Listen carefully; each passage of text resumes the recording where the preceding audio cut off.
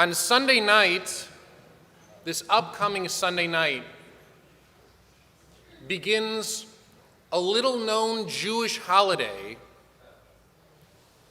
that none of us learned about in day school, religious school, or summer camp growing up. I was a teenager and I was walking down the beach in Tel Aviv toward the end of the summer, and I noticed that there was a wedding going on at the Dan, and then there was a wedding going on at the Carlton, and a wedding going on at the Sheraton. And if you know Tel Aviv geography, the next hotel is Hilton. Very good. Thank you, Mom and Dad. The Hilton. And there were weddings going on the beach, and I thought to myself, this is a really special Tuesday. I can't believe there's so many weddings going on in Tel Aviv on this day. What holiday is this? What's the reason for this? An Israeli, a secular Israeli, who'd never been to synagogue in his life, said to me, like I was a complete idiot that grew up with no Jewish education whatsoever, today is Tu B'Av. Today is the 15th day of the Hebrew month of Av. This is Jewish Valentine's Day. Jewish Valentine's Day? I never heard of Jewish Valentine's Day.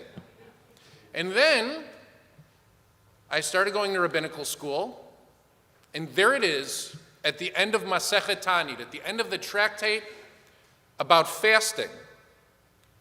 It says that twice a year, all of the Jewish maidens, the unmarried Jewish women, would go out in the fields and dance, and they would change clothes with one another to make sure that nobody watching could determine who was wealthy and who was not, who was sophisticated and who was not, who grew up from a family lineage and who did not. And I'm not sure if it was the dancing that attracted all of the young Jewish men or if it was the changing clothes that attracted all of the young Jewish men. But that Tu B'Av ceremony, that created many, many pairings, and weddings occurred right away on Tu B'Av. Tu B'Av is a fantastic, fantastic holiday that we don't grow up with enough familiarity about. That is the rabbinic, that is the Mishnaic and the Talmudic history of Tu B'Av. Let's talk about a holiday that just occurred last week, Tisha B'Av, the 9th of Av. The 9th of Av commemorates what? Destruction of the two temples. Everybody answered except for my parents. That's great.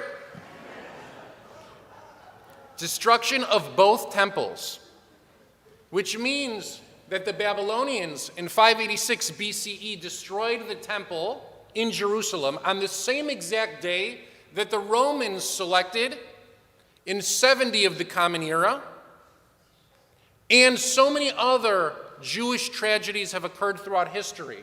On Tisha B'Av, it's so well known that the premier of Iran says into a microphone that the Jewish nation state should be careful because Tisha B'Av is coming.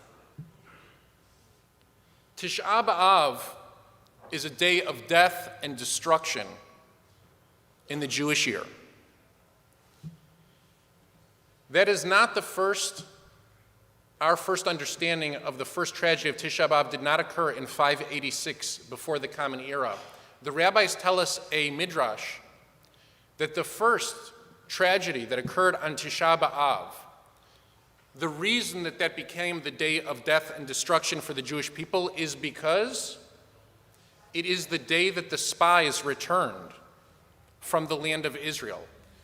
In the story of Shlach Lecha, where Moses selects 12 spies to go into Israel and bring back a report, the day that the spies return back to the people in the desert and give us the wrong report, a bad report, a report that says we should not want to go into this land.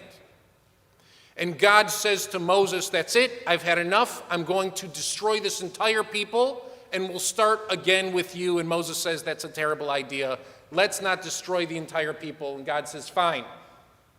We'll kill off this generation. We'll kill off this generation, and we'll wait for the next generation. That all occurred on Tisha B'Av. And the spies, according to the midrash, after hearing this, they turned around and they began digging graves in the desert, because their understanding was that the whole people would be buried that day on Tisha B'Av. But they weren't all buried that day on Tisha B'Av, and year after year, in preparation for Tisha B'Av, in the 38 years of wandering in left turns that we did through the desert, they would dig graves, and part of the people would die out each year on Tisha B'Av. And the first year that they entered the land of Israel, they dug graves on Tisha B'Av. And they realized that it was over, because that generation that entered the land, nobody passed that year on Tisha B'Av. The rabbis tell us that story, and they explain to us, long before the first temple was destroyed, Tisha B'Av was determined as a date of mourning and destruction. And Kabbalistically, what happens at our lowest moment of destruction and chaos, when we find the world in tohu vavohu, when we can't make sense of it? The mystics come along, the Kabbalists come along and explain that it only takes 7 steps. 7 steps to move from the lowest point of chaos, tohu vavohu, to the highest point of Shabbos. That's what the opening chapter of the Torah teaches us. 7 steps is what it took for God to mold the world from chaos and disrepair to complete order and a glimpse of paradise. The 9th of Av, the 10th of Av, the 11th of Av, the 12th of Av, the 13th of Av, the 14th of Av. I hope we all know where I'm going by this point.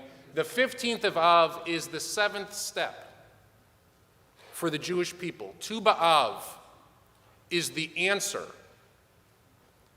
to the death and destruction of Tisha B'Av, which means that Monday night, when we reach Tu B'Av, we celebrate a promise that we desperately need to remember as a Jewish people, coming off the worst, most destructive, mournful, chaotic year of disrepair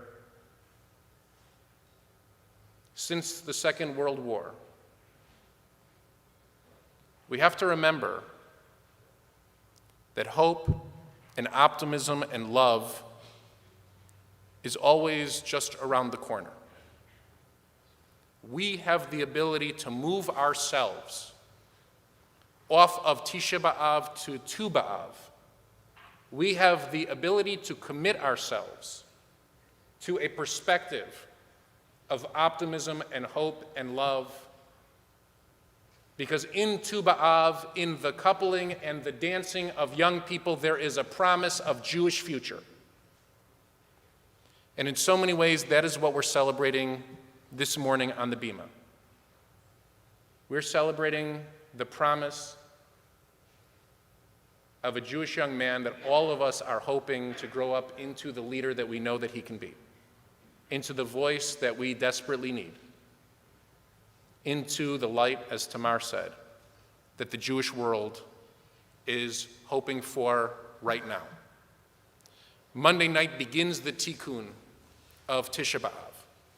And what I love about the midrash of Tisha B'Av is that the Babylonians didn't select Tisha B'Av, the Romans didn't select Tisha B'Av, we selected Tisha B'Av through a mistake. And this season, if it teaches us nothing else, it teaches us that we have the ability to correct our own mistakes. We are in the driver's seat of our own Jewish narrative.